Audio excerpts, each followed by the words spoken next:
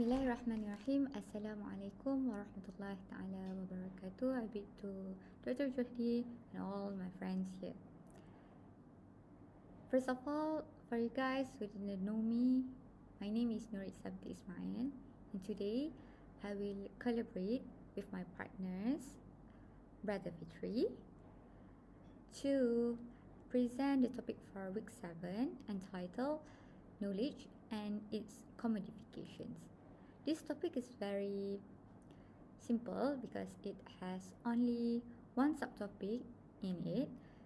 So inshallah,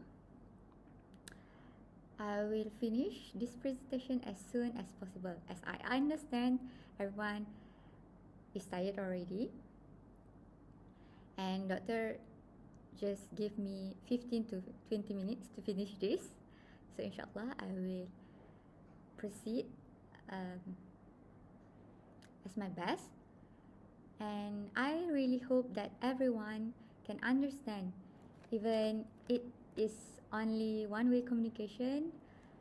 I am so sorry. I am apologize to everyone because I am not able to attend our class today because I have a medical appointment with doctors. So I hope you guys can understand this topic very well. So let's start. First, in this topic, we must know the definitions of knowledge. The definitions of knowledge in terms of language, the words knowledge comes from the word ilm, which means to know. And this word is actually derived from the words alim and ulama, which means knowledgeable people. According to scholars, Sheikh Muhammad Naqib Al-Attas, the definition of ilm can be described as a truth that reaches the recognition and acknowledgement of the proper place of God in order of being and existence. And al-ilm is considered as a light that has to do with belief and faith. The hakikah, or we say true of knowledge, is defined as knowledge that this does not disobey the command of Allah. And Islam is really looks up to people who are knowledgeable, because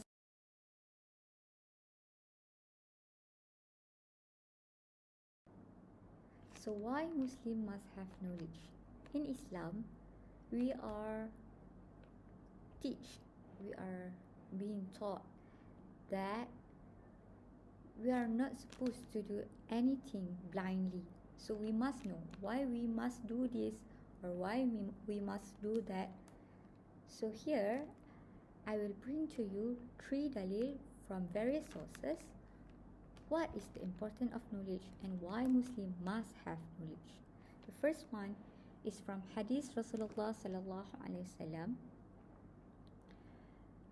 Rasulullah sallallahu alaihi wasallam said, "In ahl al-ilm warisat al-anbiya," which means verily the men of knowledge are the inheritors of prophets.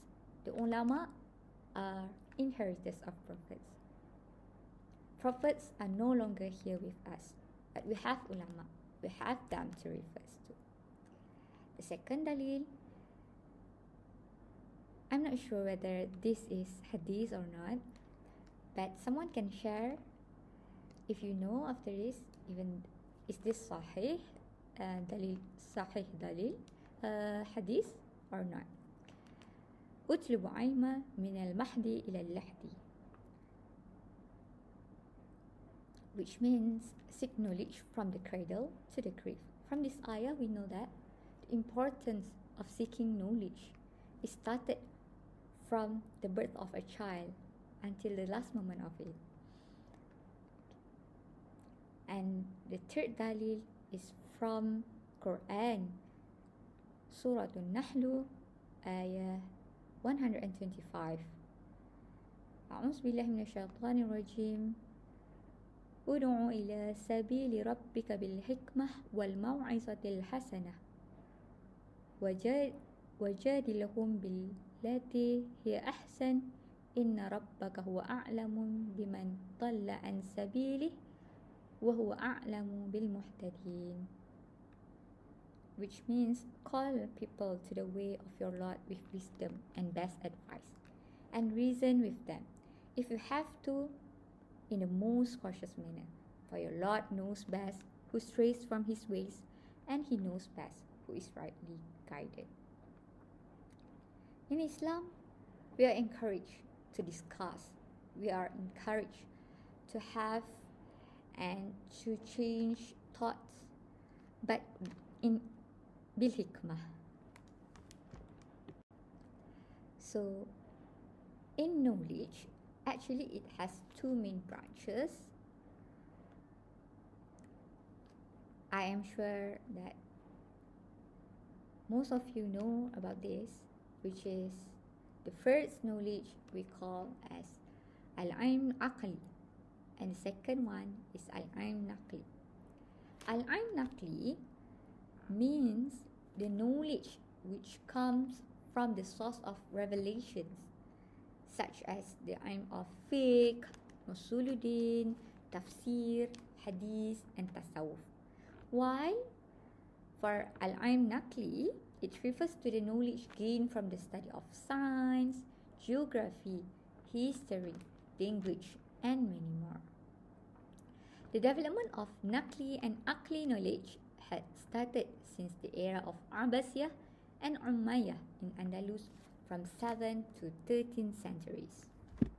So we move to the intellectual development according to history. It started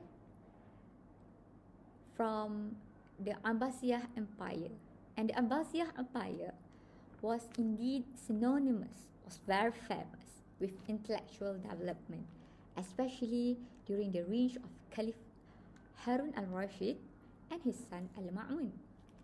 The Abbasiyah Empire, which was under the rule of Bani Buwayh and Bani Seljuk, was in an era of decline.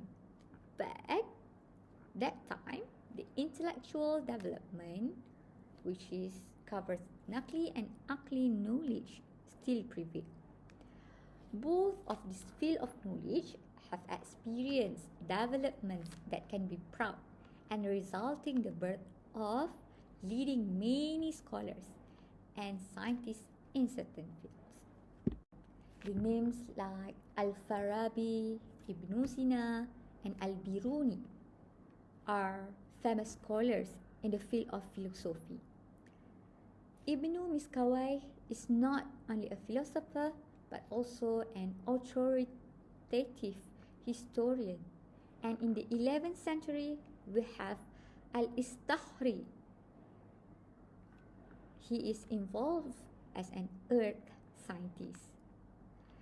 And next, the scholars Al-Nasawi contributed his skill in the field of mathematics by introducing Indian letters, which now known as numbers in the Arab regions. And during the reign of the Bani Seljuk, the development of these two signs is quite significant. These two signs, which is Aqli and Naqli knowledge, is significant with the establishment of Nizamiyah University and its branches in every city of Iraq and Khorasan, and the establishment of Hanafiyah University. The establishment of this institution is important in producing many Islamic scholars in both fields of knowledge. For example, Al-Zamakhshari and Qushairi have emerged as great writers in the science of Naqli. And not forget to mention the famous Hujjatul al-Islam, Al-Imam Al-Ghazali, who is an expert in intellectual knowledge and also a famous figure in the field of religion. He has produced the work of Tahafut al-Fasilah, which is philosophy, while in the field of Naqli, he produced the book named Ihya Ulumuddin, which until now discuss various aspects of knowledge has become reference to us in aspect of knowledge, procedures, methods of knowledge, and also morals that are example for Muslims until now. From the narrations, history shows that during the glorious age of Islamic civilizations, Muslims had made numerous remarkable achievements in various spheres and aspects of lives. By focusing on science, medicines, and educational institutions, it describes to us the major contributions and discoveries of Muslims in this important field. Concurrently, it demonstrates that while Muslims made groundbreaking scientific discovery, the West at that time lagged behind during the Dark Age. The excellence of knowledge during Islamic civilization is also manifested by the proliferations of various knowledge institutions such as libraries and higher education institutions. Here, I have listed some of famous Islamic knowledge institutions that you might know. For example, the first one is a royal library, which eventually developed into an institution of knowledge known as the Baitul Hikmah, or in English we say the House of Wisdom. Second one, Al-Qarawiyyin University, which was founded in 859 AD. Al-Azhar University, a famous university, until now, was established in the late 10th century, and a university that I have mentioned just now, a university known as Nizamiah University, was established also in the era. I think it is enough explaining and sharing about knowledge in general. Now, let's look deeper on this topic, which is knowledge and its commodifications. So over the age, the field of knowledge has undergone modifications and changes. Formerly, it was considered as a field that opened up opportunities for everyone to freely explore in order to develop themselves. However, today, the primary aims of education have shifted its focus from the acquisition of riches and development of the individual self, thus realizing one's happiness to the acquisitions of knowledge for wealth and power only. It's very sad, right? So you must be curious, what is commodifications? So let's look on the definitions of commodifications. Right. Commodifications is actually comes from two different words, which the first one is commodity and the second one is modifications. It's combined these two different words becomes one word, which is commodifications. Commodity means anything that can be bought and sold, or we can say any article of commerce.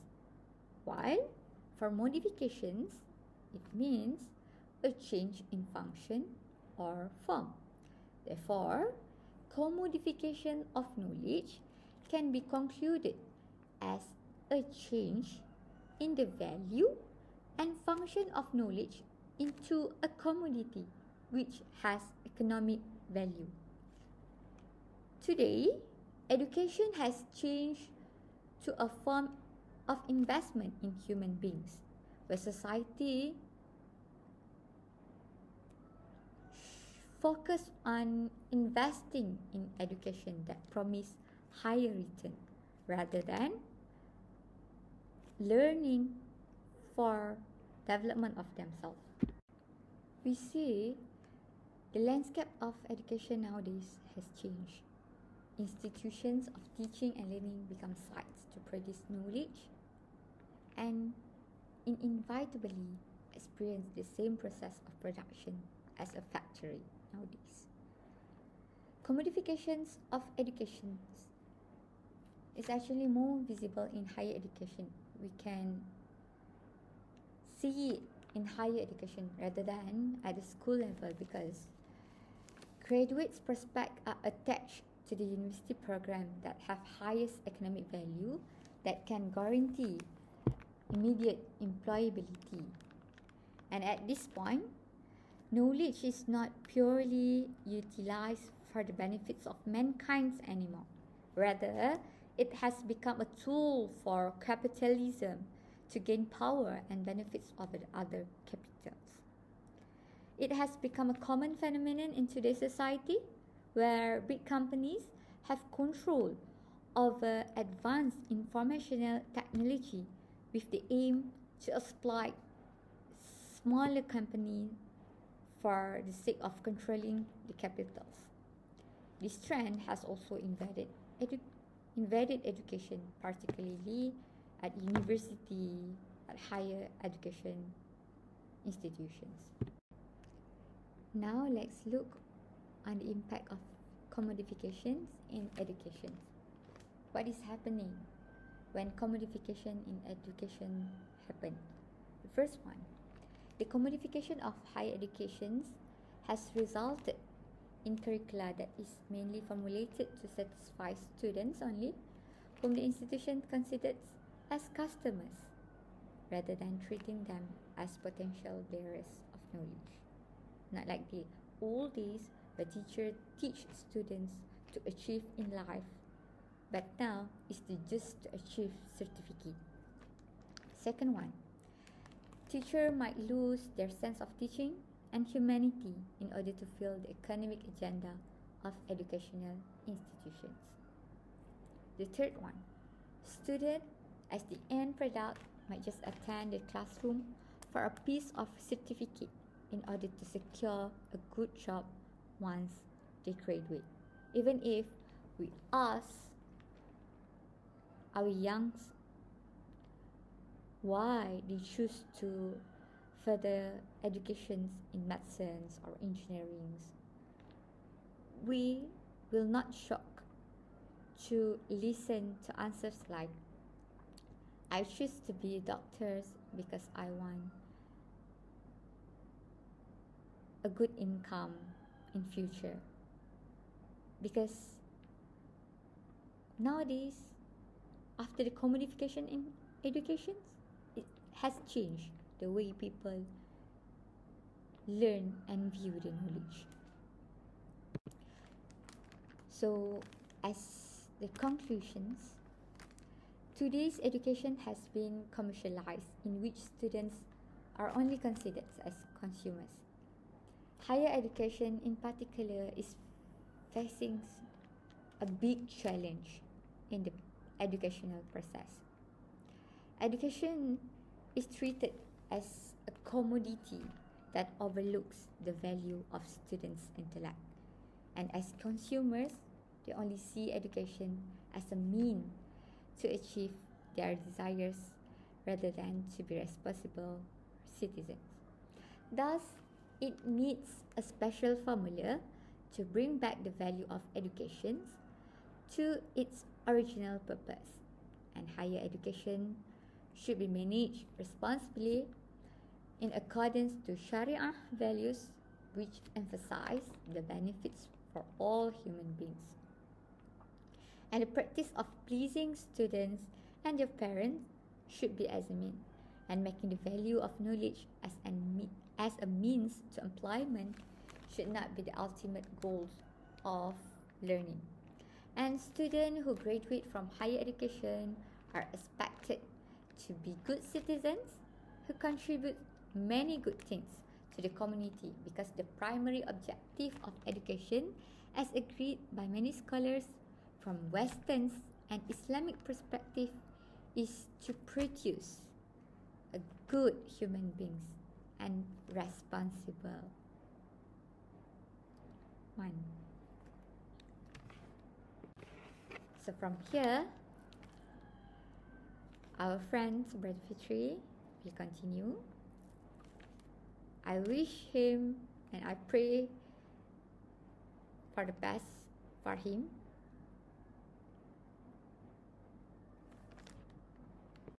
Barakallah walikum.